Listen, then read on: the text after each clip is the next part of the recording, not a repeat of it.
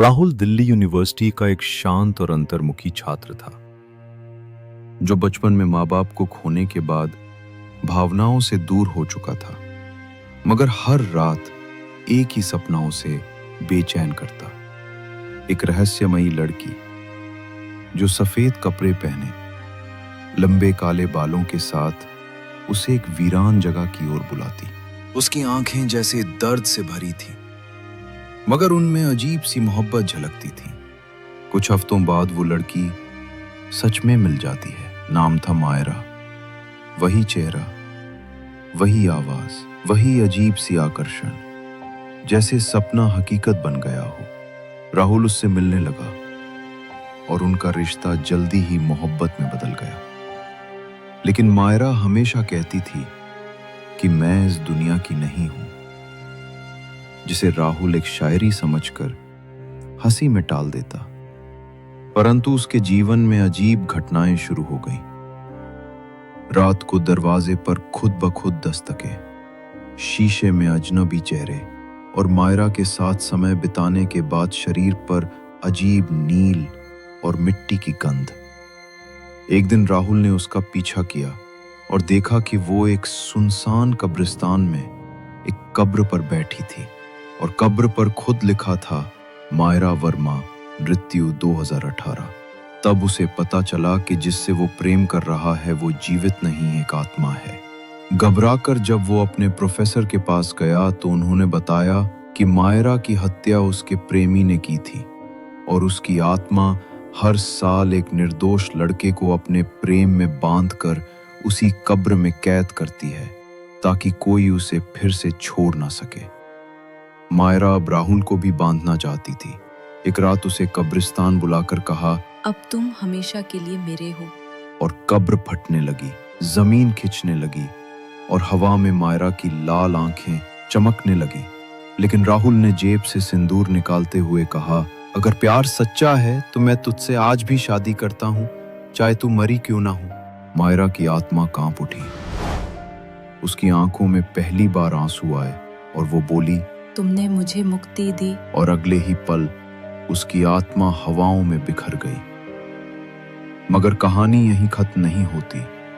राहुल आज भी हर साल उसकी कब्र पर फूल और सिंदूर रखता है, और अगली सुबह जब वो लौटता है तो फूल गायब होते हैं। राहुल ने सोचा था कि माया की आत्मा को तांत्रिक ने शीशी में कैद कर उसका पीछा छुड़ा दिया था, लेकिन उसकी जिंदगी का खौफनाक सिलसिला अभी खत्म नहीं हुआ था।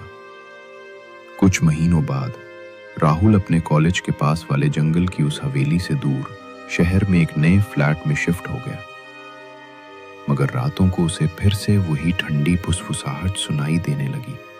राहुल, मैंने कहा था मैं वापस आऊंगी। शुरू में उसने इसे वहम समझा, लेकिन एक रात जब वो अकेले घर में था, बिजली गुल हो गई और उसके फ्लैट की दीवारों पे माया की परछाई नाचने लगी। उसका सड़ा गला चेहरा और खाली आंखें अब और भयानक थीं। राहुल ने तांत्रिक को फोन किया, जिसने बताया कि माया की आत्मा शीशी से किसी तरह आजाद हो गई है, क्योंकि हवेली में छुपा उसका एक पुराना ताबीज, जो उसकी शक्ति का स्रोत था, नष्ट नहीं किया गया। तांत्रिक ने राहुल को चेतावनी दी कि माया अब पहले से ज्यादा खतरनाक है और उसे पूरी तरह खत्म करने के लिए हवेली में जाकर वो ताबीज ढूंढना होगा। डर के मारे राहुल ने अपने दोस्त विकी और प्रिया को साथ लिया और रात के अंधेरे में उस भयावह हवेली में दाखिल हुआ, जहां हर कदम पे अजीब आवाजें, हंसी चीखें और कदमों की आहट गूंज रही थी। हवेली के तहखाने में उन्हें एक पुराना काला ताबीज मिला, जिसके चारों ओर ठंडी हवा का एक भंवर बन रहा था। जैसे ही राहुल ने ताबीज उठाया, माया का भयानक रूप प्रकट हुआ। उसकी चीख से पूरी हवेली कांप उठी। तुम मुझे कभी नहीं छोड़ सकते राहुल।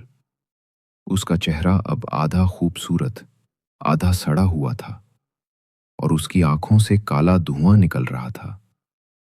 तांत्रिक ने फोन पे मंत्र पढ़ने शुरू किए और राहुल को ताबीज को जलाने का आदेश दिया।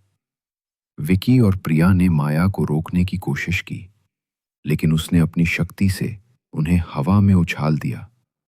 आखिरी पल में राहुल ने ताबीज को आग के हवाले किया और माया की आत्मा एक चीख के साथ गायब हो गई। लेकिन जाते जाते उसने कहा, "ये अंत नहीं, राहुल, मैं फिर आऊंगी।"